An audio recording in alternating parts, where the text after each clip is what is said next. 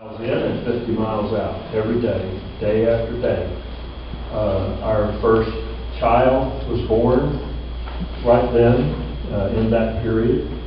Our second child started coming another couple of years later. So there was family, there was considerations, in terms of a relationship. Charmaine was the best person on the planet for me to be with. I'm not going to tell you that always worked out. When we didn't go home until the next morning after an exhibition, we watched the sun come up in the parking lot after a show that we had done the night before. It actually got psychologically harder and harder and harder to do.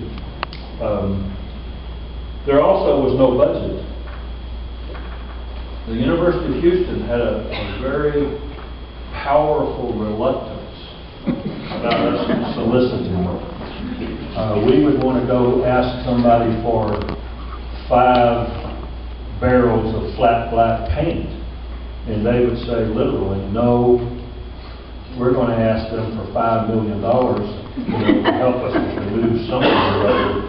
And the development officer would not want me interfering with that. It's the nature of development officers.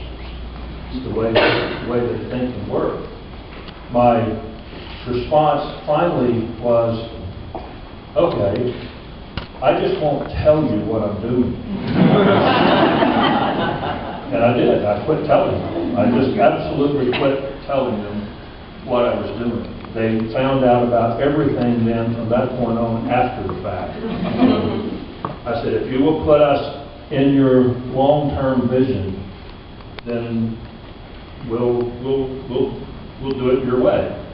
But if we're not in your long-term vision, then what's the point? I mean, why should we, cater to something to, quote, the big institution needs when we're not really getting help from you? Now, I want to clarify that. I want to make it very clear. George Bunker, the chairman, knew I was doing that. And he would really just kind of look the other way most of the time. George Bunker is one of the sweetest men on the planet.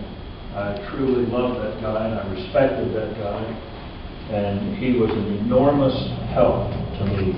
And a lot of times he was just help to me when he found out I was going to do something. He would say, "Oh my God, James,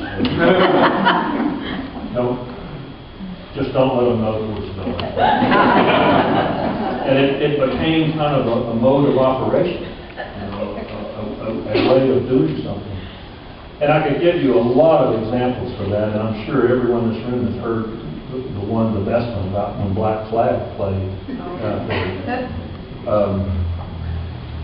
First of all, there was a guy who taught over at Texas Southern, a guy named Lanny Steele, who was a music promoter. He is the one that would get a hold of these groups like Sun Ra and Sonny Rollins. And man, I'm telling you, I'd never heard that kind of guy of music.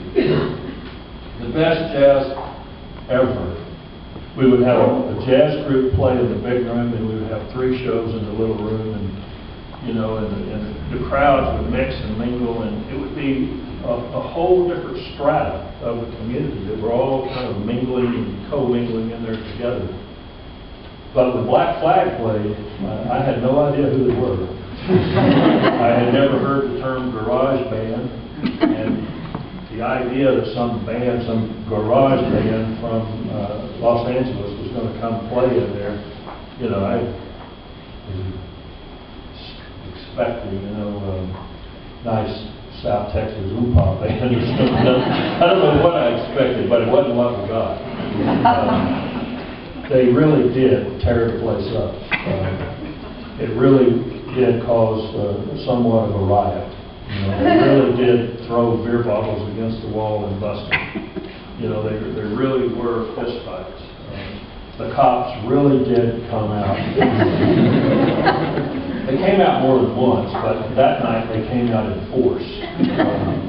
And it kind of dispersed and broke up, and everybody left. Well, the next day, I got a call from George Bunker saying, "Oh man, the provost is pissed. He read about it in the paper. Riot at Lawndale." Well, it was bad. Maybe it would have been bad if it were at Jones Hall, but at Lawndale, I don't really know what difference it made.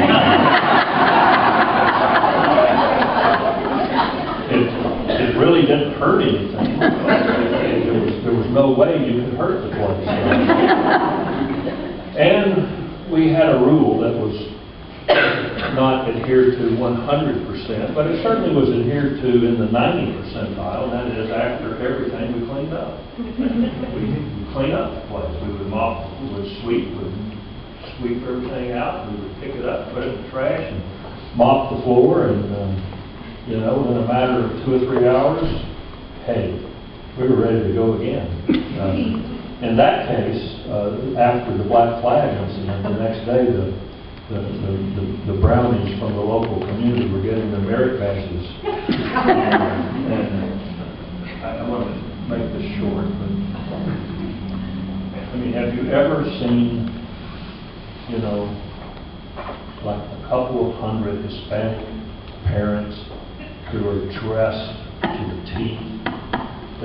All their little girls had on black patent leather shoes or white patent leather shoes. They had on pinafores that were beautiful. They were just, the dads had on ostrich skin boots and suits that glow in the dark.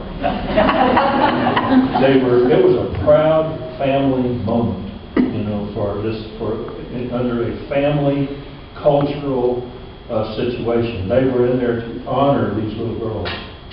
And they were, just as the entourage from the University of Houston come tearing through the front door to eat me alive. And they stopped in their tracks, and to make a long story short, after about 20 minutes of just witnessing what was going on right there at that moment, at that time, they just left.